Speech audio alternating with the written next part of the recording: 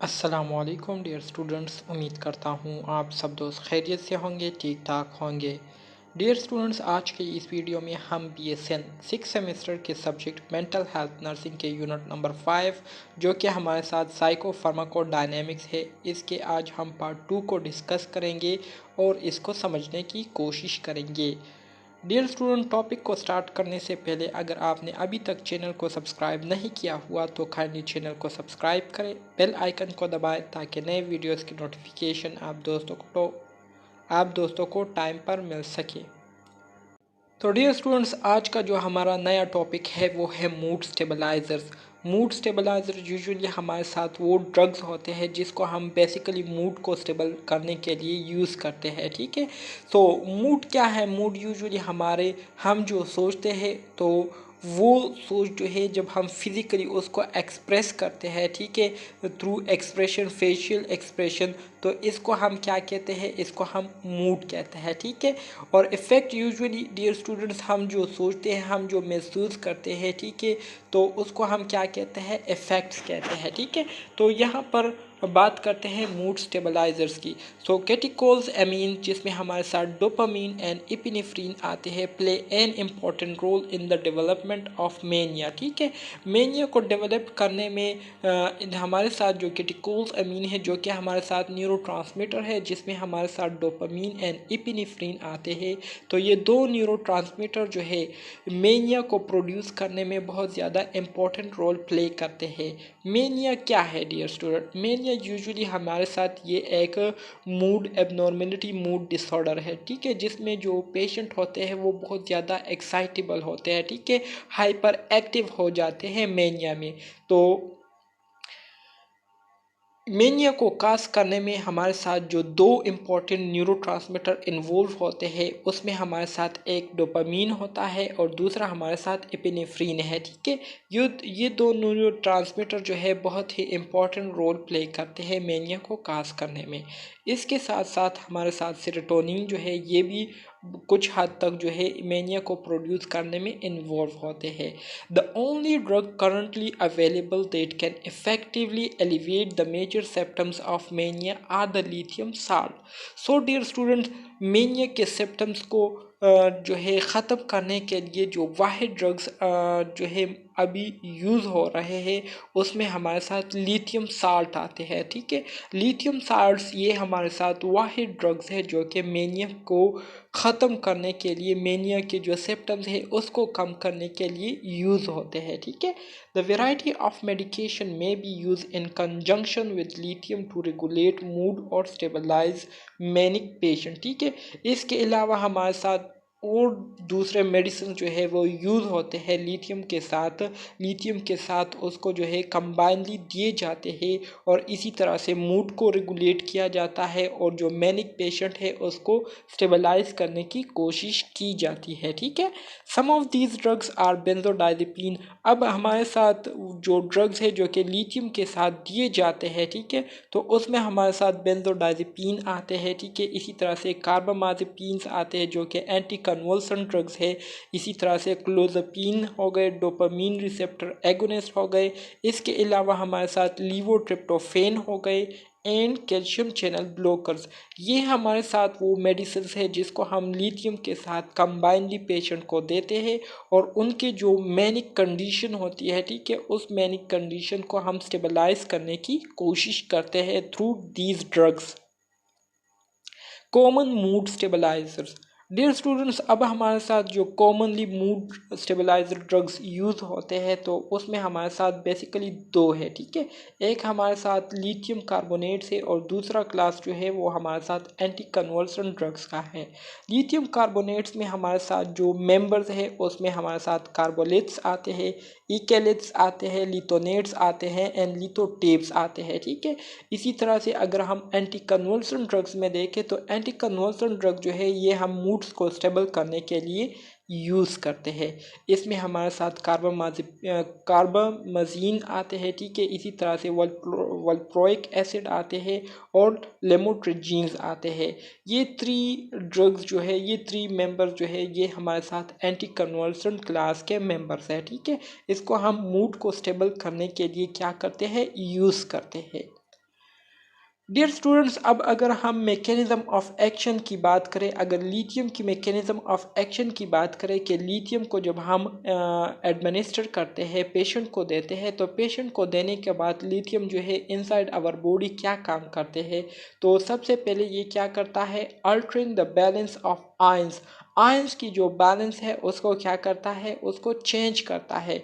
such as जैसे कि chlorine ion and potassium ion which are important in the formation of resting and action potential and postsynaptic potential। ठीक है, हमारे साथ ये क्या करता है, लिथियम का जो पहला काम है, ठीक है, इसको जब हम इनटेक करते हैं तो इनटेक करने के बाद ये हमारे बॉडी में जो आयंस की जो कंसंट्रेशन होती है या आयंस का जो सिस्टम होता है, आयंस आप सब दोस्तों को पता है कि इनका जो है बहुत ही इम्पोर्टेंट रोल होता है सिग्नल्स को ट्रांसमिट करने में, और जो डिफरेंट चैनल्स होते हैं उसको एक्टिवेट करने में और डीएक्टिवेट करने में।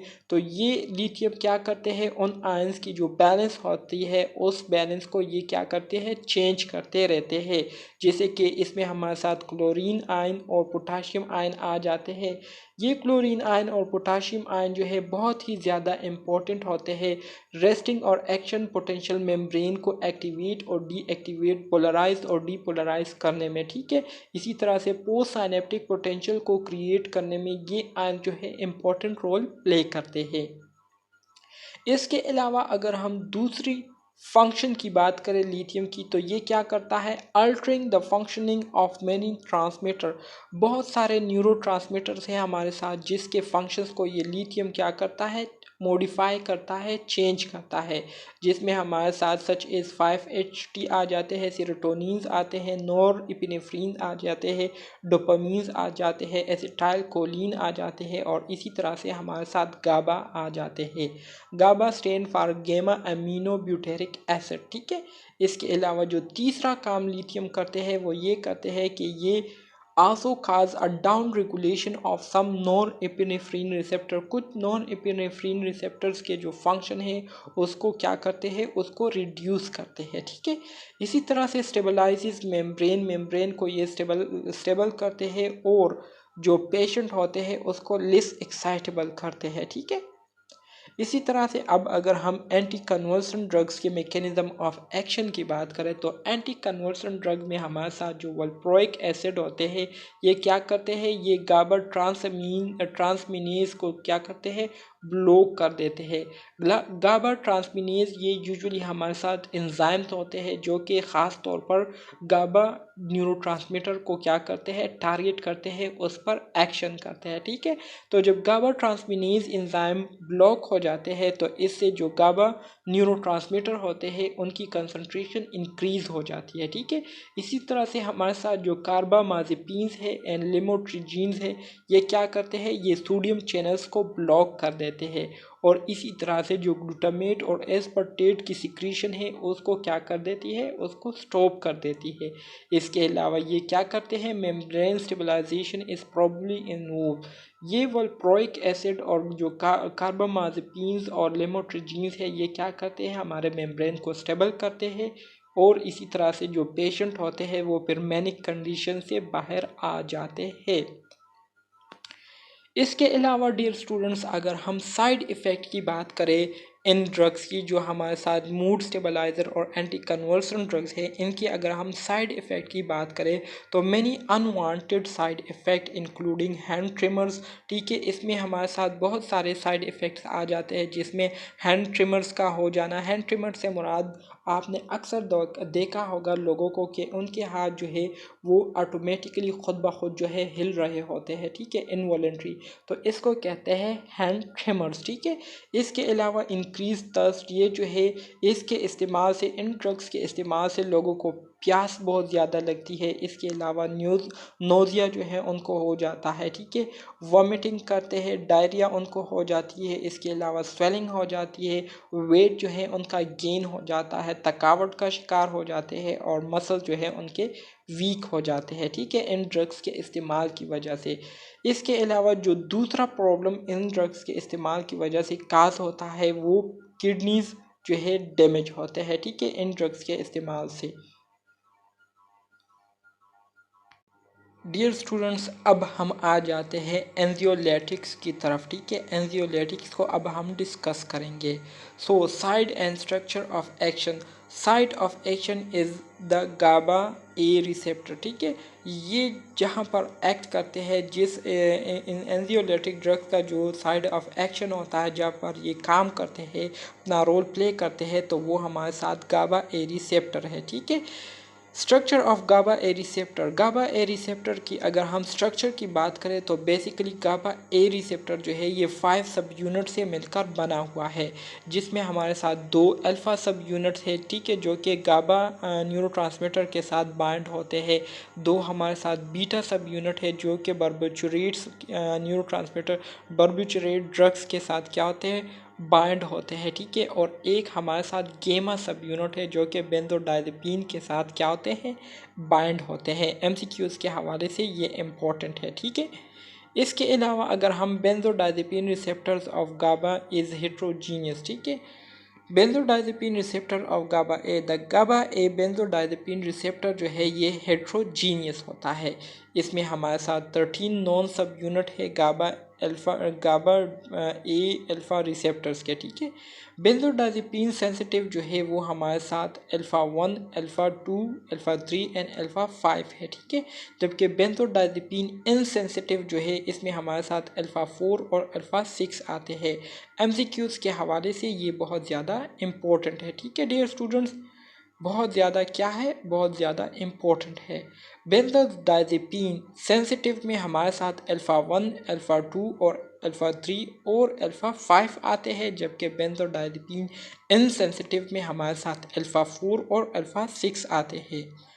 Properties of GABA A receptor. अब dear student, GABA A receptors के हम फंक्शंस की बात करेंगे कि गाबा ए रिसेप्टर क्या काम करते हैं। ठीक है, सबसे पहला फंक्शन गाबा ए रिसेप्टर्स का ये है कि ये क्या करते हैं, ये मायो रिलैक्सेंट है। मायो रिलैक्सेंट से मुराद ये मसल रिलैक्सेंट है, मसल्स को रिलैक्स करते हैं। इसके अलावा मोटर एम्पेयरिंग को क्या करते हैं, नॉर्मल करते हैं। इसके साथ साथ एंजियोलाइटिक लाइक प्रॉपर्टीज़ है इसके। ठीक है, जो कि किसके ज़रिए करते हैं, अल्फ़ा 2, अल्फ़ा 3 या अल्फ़ा 5 सब यूनिट के ज़रिए ये काम करते हैं। बेंजोडाइज़ेपिन एक्टिंग ऑन, इसके अलावा बेंजोडाइज़ेपिन जो है ये अल्फ़ा 3, अल्फ़ा 2, अल्फ़ा 3 और अल्फ़ा 5 सब यूनिट पर एक्ट करते हैं, और इसी तरह से क्या करते हैं, demonstrated non sedative non amnesic anxiolytic properties को क्या करते हैं, खास करते हैं। Benzodiazepine during duration of action. अगर हम बेंजोडाइज़ेपिन की ड्यूरेशन ऑफ एक्शन की बात करें कि ये कितने टाइम तक काम करते हैं, फंक्शनेबल होते हैं, तो अगर लॉन्ग एक्टिंग की हम बात करें तो duration of action is 1 to 3 days. Long acting benzodiazepines की अगर हम बात करें तो उनका जो duration of action time period होता है वो 1 से लेकर 3 दिन तक होता है, जिसमें हमारे साथ क्लोराजेपिड्स आते हैं। ठीक है, इसी तरह से क्लोरडाइजेपिड और डायजिपोक्साइड आते हैं, इसी तरह से डायजिपम आते हैं, फ्लोराजिपम एंड क्वाजिपम जो है ये हमारे साथ लॉन्ग एक्टिंग बेंजोडाइजेपिन में आते हैं। एमसीक्यूज में आपसे इस तरह से आ सकता है कि in the following benzodiazepine which one belong to long acting benzodiazepine. ठीक है, तो आपको डिफरेंट ऑप्शन दिए गए होंगे, जिसमें से एक जो है आपको इसमें से भी दिया गया होगा। तो अगर आपको याद होगा तो आप फिर आसानी से उसको करेक्ट मार्क कर सकेंगे। ठीक है, इसके बाद अगर इंटरमीडिएट एक्टिंग की बात करें, जो दरमियाना एक्ट करते हैं, ठीक है, दरमियाना टाइम के लिए एक्ट करते हैं, तो उसमें हमारे साथ अल्प्राजोलम आते हैं। ठीक है, इस्टाजोलम आते हैं, इसके अलावा लोराजिपम आते हैं और टिमाजिपम्स आते हैं। ठीक है, तो ये हमारे साथ जो है इंटरमीडिएट एक्टिंग बेंजोडाइजेपिन है। अगर शॉर्ट एक्टिंग बेंजोडाइजेपिन की बात करें, जो कि कम टाइम के लिए काम करते हैं, ठीक है, तो उसमें हमारे साथ ओजाजिपम आते हैं और ट्राइजोलम आते हैं। ओजाजिपम और ट्राइजोलम आते हैं। ठीक है, मूड ऑफ एक्शन की अगर हम बात करें कि ये किस तरह से काम करते हैं, तो ये क्या करते हैं, increases affinity of GABA for it receptor site. जो हमारे साथ गाबा न्यूरोट्रांसमीटर होते हैं, तो इसकी जो एफिनिटी होती है रिसेप्टर साइट के लिए, उसको इंक्रीज़ करते हैं, जिसके बाद फिर गाबा जो है बहुत ज़्यादा एक्टिवली अट्रैक्ट होते हैं अपने रिसेप्टर साइट की तरफ।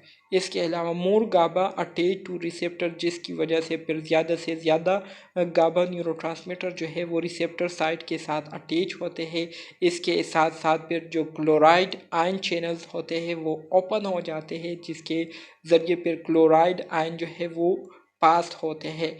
इनफ्लेक्स increases of chloride ion inside the cell, जिसकी वजह से जो क्लोराइड आयन होते हैं, क्लोरीन आयन होते हैं, वो फिर क्लोराइड आयन चैनल्स के ज़रिए जो है वो सेल्स के अंदर जाना शुरू कर देते हैं और सेल्स के अंदर क्लोराइड आयन के जो कंसंट्रेशन होती है वो ज़्यादा हो जाती है। Cell hyperpolarise and become difficult for depolarisation, जिसकी वजह से सेल्स जो है वो क्या हो जाते हैं, हाइपर पोलराइज हो जाते हैं, ठीक है। और इसी तरह से जो न्यूरोनल एक्साइटेबिलिटी होती है वो डिक्रीज हो जाती है। एक्शन की अगर हम बात करें तो ये एंजाइटी को क्या करती है, रिड्यूस करती है। इसके अलावा सेडेटिव और हिप्नोटिक एक्शन को रिड्यूस करती है। इसके साथ साथ एंटी कन्वर्सेंट होते हैं, ठीक है। कन्वर्जन को क्या करती है, कन्वर्जन के पीरियड्स को रिड्यूस करती है और मसल्स को रिलैक्स करती है, ठीक है। अब हमें कौन सी कंडीशन में ये ड्रग्स देने चाहिए, तो पैनिक डिसऑर्डर में जो है बेंजोडाइज़ेपिन को देना चाहिए। जो जनरल एंजाइटी डिसऑर्डर है उसमें देना चाहिए, ठीक है, जिसको हम गेट कहते हैं। परफॉर्मेंस एक्टिव एंजाइटी डिसऑर्डर में देना चाहिए। इसके अलावा ऑब्सेसिव कंपल्सिव डिसऑर्डर में देना चाहिए। पोस्ट ट्रॉमेटिक सिंड्रोम डिसऑर्डर में इसको देना चाहिए। और फोबिक एंजाइटी कंडीशन में जो है बेंजोडाइज़ेपिन ड्रग्स को पेशेंट को देने चाहिए, ठीक है। अगर एडवर्स इफ़ेक्ट की हम बात करें तो डियर स्टूडेंट्स, इसकी वजह से लोग जो है इन ड्रग्स के आदी हो जाते हैं, जिसको हम डिपेंडेंसी कहते हैं। ड्राउजनेस जो है इससे खास होती है। पेशेंट जो है वो कन्फ्यूजन का शिकार हो जाते हैं। एजिटेशन जो है पेशेंट्स को होती है। एटेक्सिया से मुराद उनके जो मूवमेंट होते हैं वो डिफ़िकल्ट हो जाते हैं, ठीक है। इसके साथ साथ उनकी जो थिंकिंग एबिलिटीज़ होती है, जिसको हम कॉग्निशन कहते हैं, वो इससे इस ड्रग्स के यूज़ से जो है डिस्टर्ब हो जाती है और पेशेंट जो है एमनीजिया का शिकार हो जाते हैं। एमनीजिया से मुराद ये है कि उनकी जो मेमोरी है वो लॉस हो जाती है सर्टन टाइम के लिए, ठीक है। तो ये इन बेंजोडाइज़ेपिन ड्रग्स की क्या है, साइड इफ़ेक्ट है।